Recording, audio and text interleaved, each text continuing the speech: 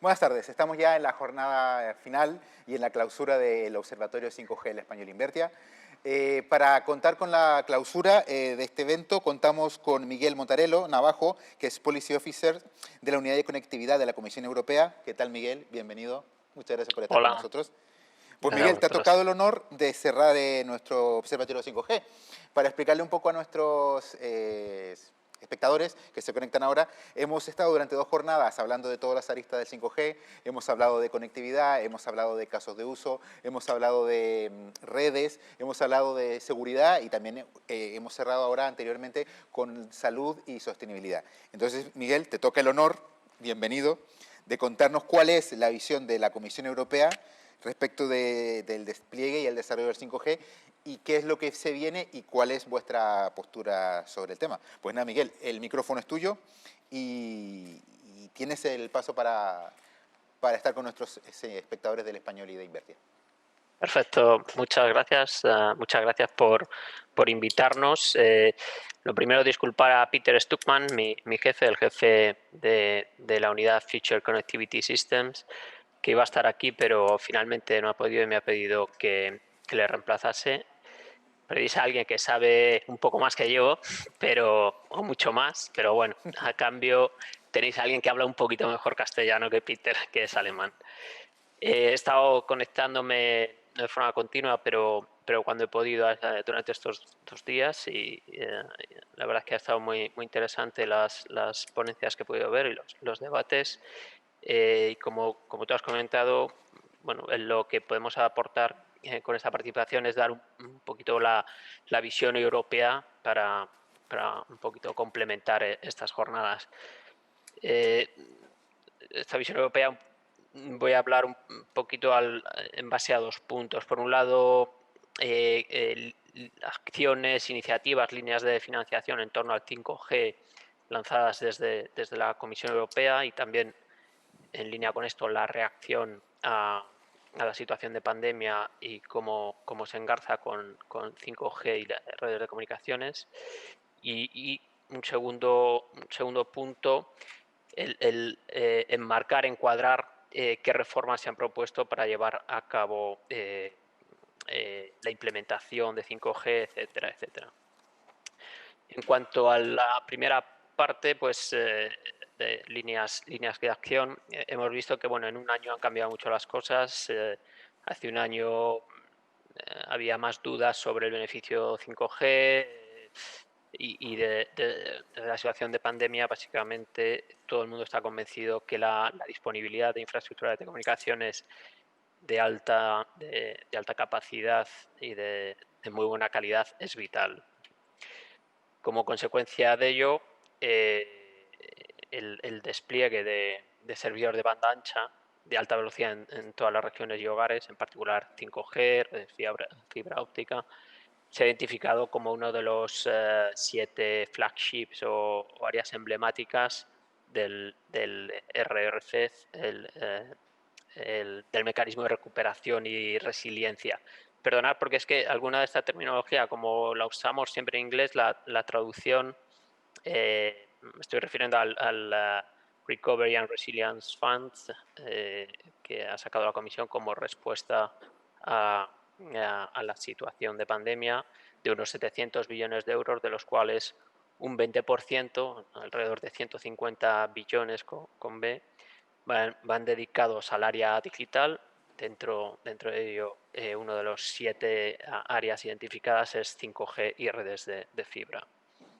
Por lo tanto, estamos ante una oportunidad muy buena para que Europa saque partido en materia de conectividad e impulsar una transformación digital de la economía y de la sociedad. Justo ligándolo con la mesa anterior sobre el tema de sostenibilidad, de este fondo de 700 billones, un 20% van a digital, un 37% van para sostenibilidad.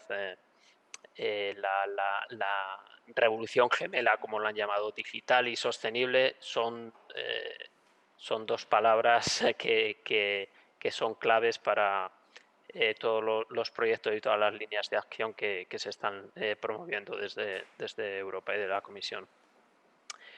También hemos visto que por esta situación de crisis pandémica, bueno, pues ha habido una serie de consecuencias en el sector, como por ejemplo retrasos en las subastas de espectro, aplazamientos en algunas inversiones de despliegue de infraestructura 5G.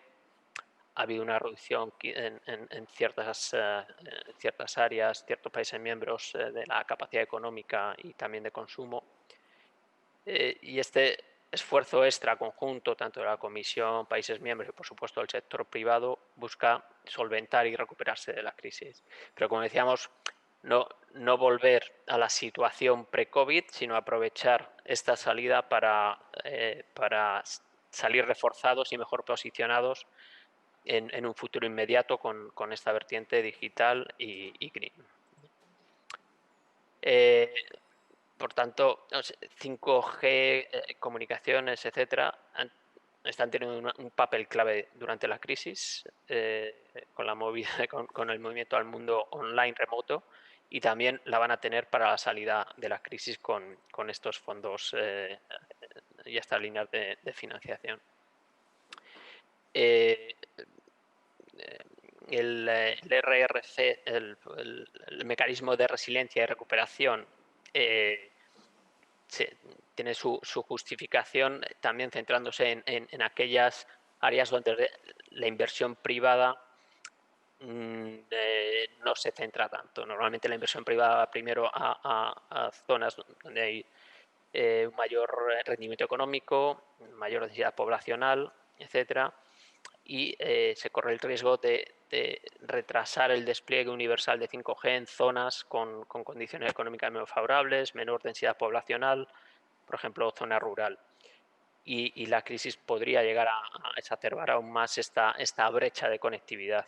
Por eso, los planes de este mecanismo de resiliencia y recuperación brindan la oportunidad de cerrar esta brecha apoyando la implementación y la oferta de conectividad móvil en áreas de menor interés económico, podríamos decir. También en el caso específico de las industrias verticales, los recursos que este mecanismo conlleva, pues crean una oportunidad para acelerar los ecosistemas de 5G a través de subvenciones e incentivos reglamentarios y reuniendo al mismo tiempo todas las partes interesadas a través de agendas temáticas de despliegue estratégico de la conectividad de la infraestructura. Sin embargo, para que todas estas ambiciones estratégicas que la Unión Europea y que la Comisión ha lanzado en materia de 5G, de infraestructuras de conectividad, se lleven a cabo y se hagan realidad, es crucial el apoyo a corto plazo de todos los agentes del mercado. Por una parte, los actores del mercado, sector privado, etcétera, deberán aportar información concreta en los próximos 4 o 6 meses sobre posibles ámbitos de financiación pública, bien a través de la Unión Europea, bien a través de las autoridades nacionales de los países miembros correspondientes.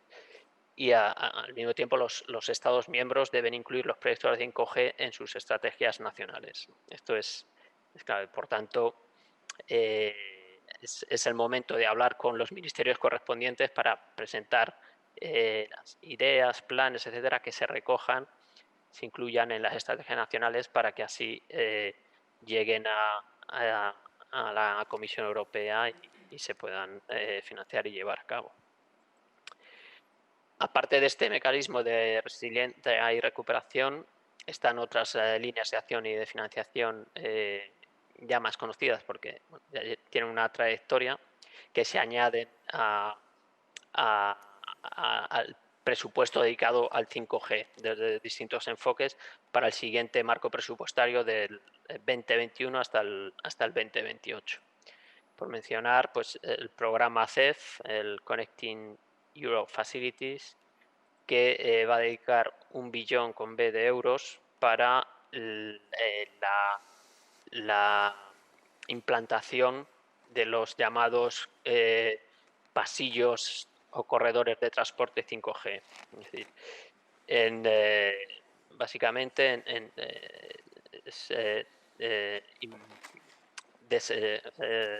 implementación de 5G en las principales autopistas y redes de transporte de Europa en zona transfronteriza. Normalmente la zona transfronteriza tampoco suele tener un interés económico muy elevado para operadores porque suelen ser zonas menos densas. A su vez, proveen una serie de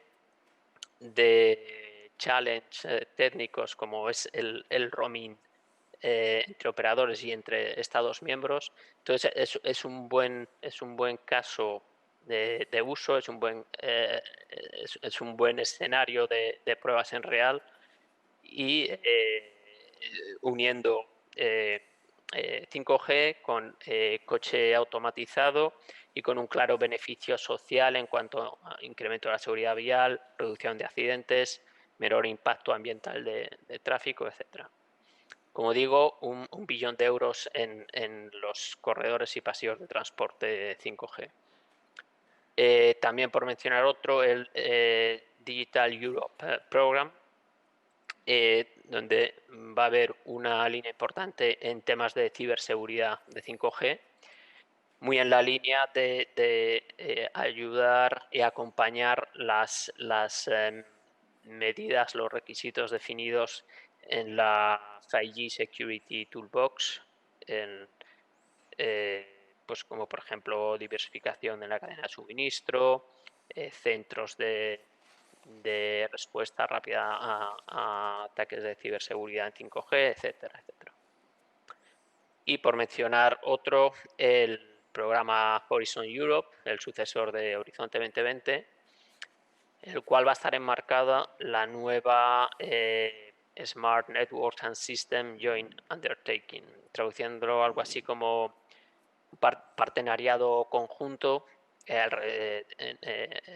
alrededor de redes y sistemas inteligentes. En Horizon 2020 estaba la 5G PPP, la colaboración público-privada, y ahora se da un paso estratégico mayor, institucionalizándolo en forma de joint undertaking con la industria en el centro, también los países miembros incorporándose y, por supuesto, la Comisión. Esta iniciativa, bueno, en cuanto a presupuestos también, aunque no está cerrado, pero también va a ser alrededor de 1 billón de euros lo que va a poner la parte pública para este partenariado público-privado.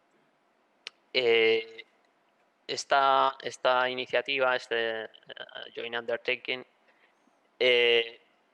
mira más hacia el futuro. No es tanto implementación 5G como los programas que hemos mencionado anteriormente, sino que mira más hacia el futuro, lanza ya las líneas de investigación sobre el 6G con el objetivo de mantener el liderazgo a largo plazo y crear un ecosistema 6G en Europa, un ecosistema sólido 6G en Europa, sobre la base de nuestros champions, de nuestras grandes empresas, pero también para fomentar la creación de nuevas empresas, fomento de la innovación y sobre todo también, por supuesto, dar cabida a las pequeñas y medianas empresas con su rol importante en Europa. El desarrollo de 6G sigue la línea política estratégica de intentar alcanzar una autonomía estratégica abierta en el sector digital, una soberanía tecnológica en cadenas claves, en sectores claves. No se trata ni mucho menos de poner una valla alrededor de Europa y decir que todo se tiene que producir en Europa, ni mucho menos, pero esta autonomía abierta significa al mismo tiempo garantizar la resiliencia en Europa a través de alianzas, sinergias con agentes de todas las regiones del mundo, y al mismo tiempo desarrollar nuestra propia capacidad de producción y de competir en un mercado mundial. En ningún caso el lanzamiento de iniciativas en 6G como esta no es en ningún caso un torpedeo al 5G ni mensajes de desincentivar la inversión en 5G, ¿no? El 6G, esta iniciativa en 6G es principalmente investigación fundamental, mientras que el 5G ya está aquí, es una realidad y por eso se acompañan sobre todo con medidas de implementación. La iniciativa 6G, pues bueno, ya se verá cuando se vayan definiendo las agendas estratégicas de investigación, innovación, etcétera, pero bueno, pues explorará temas como Internet de los sentidos, irá hacia capacidades terabit, frecuencias terahertz, etcétera, etcétera. Conceptos más futuristas por explorar.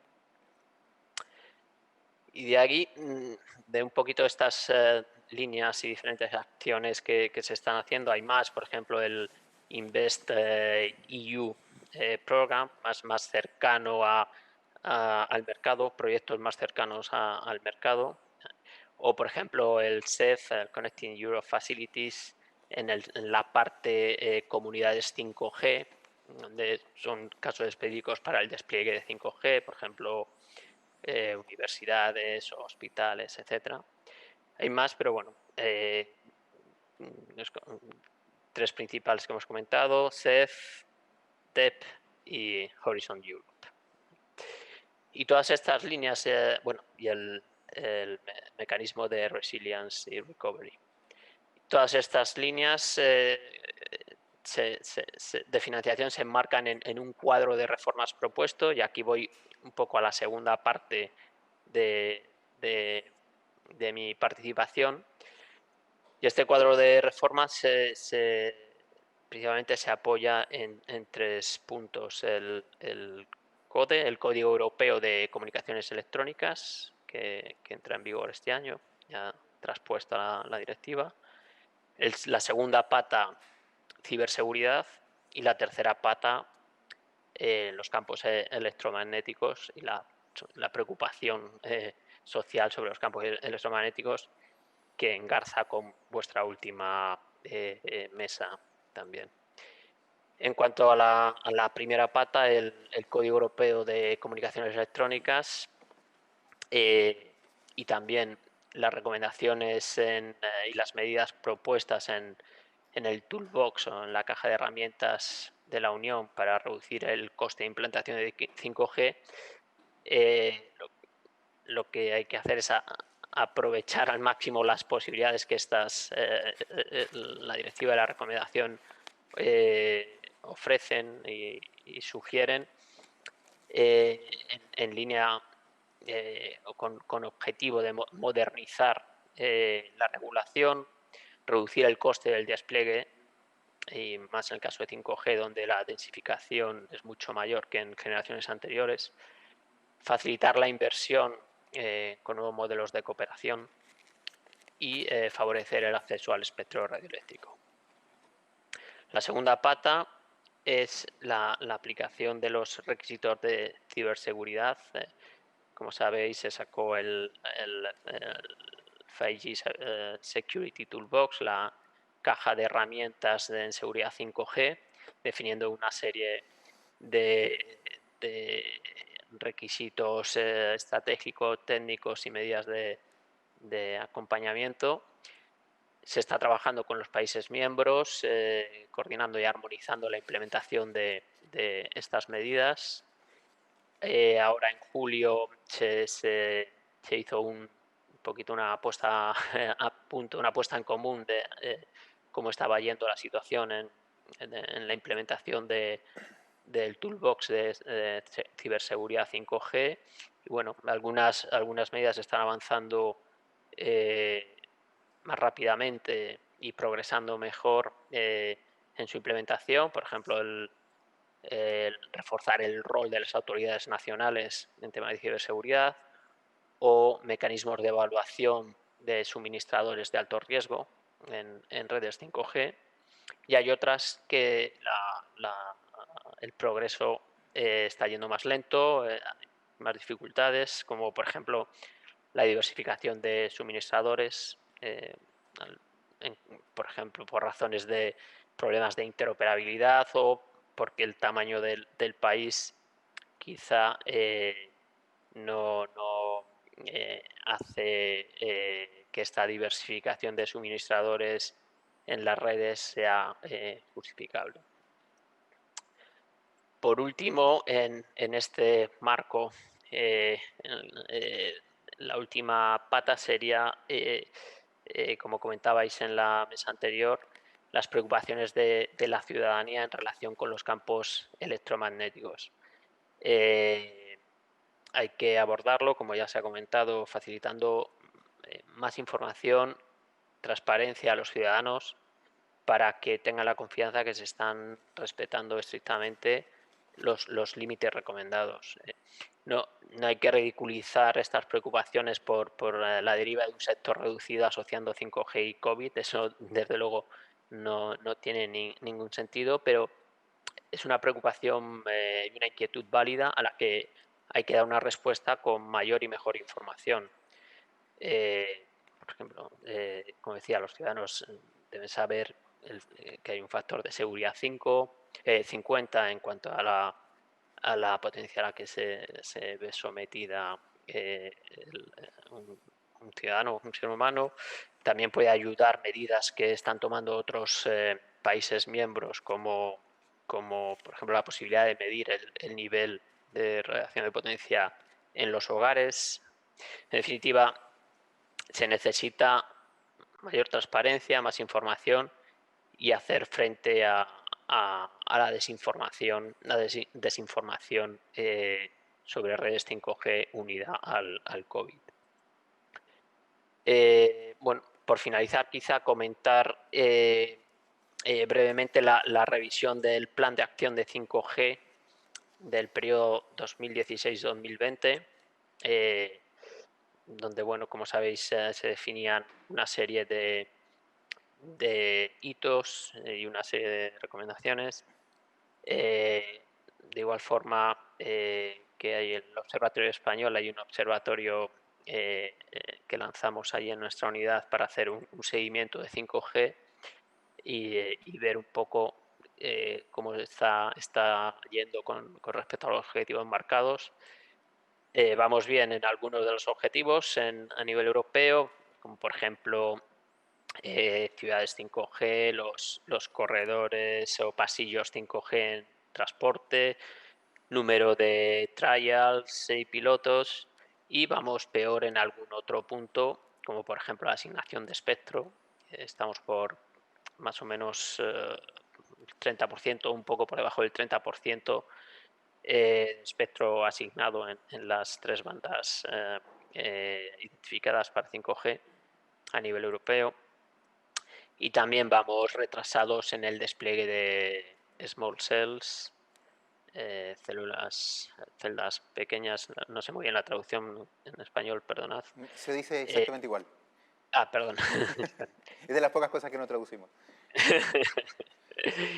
Pues vamos retrasados en Europa en small cells con respecto a otras regiones del mundo. Y bueno, sin un despliegue de small cells, pues no llegamos a la densificación suficiente en redes 5G y bueno, la experiencia 5G pues queda un poquito mermada. Bueno, como sabéis, por ejemplo, el iPhone 12 en la banda de 26 gigahercios en Estados Unidos sí que está funcionando activado, en Europa no. Como digo, este plan de acción era del 16 al 20 y ahora, bueno, se está en proceso de revisión y de pensar para sacar el siguiente plan de acción, que probablemente verá la luz a mediados del 2021. Bueno, y espero haber, condensando, espero haber dado un poquito una visión intentándolo ordenar un poco en líneas de acción, sobre todo acompañado de financiación, y en el marco propuesto para el desarrollo de estas distintas iniciativas. Ujú. Bueno, pues Miguel Ángel, muchas gracias por tu aportación.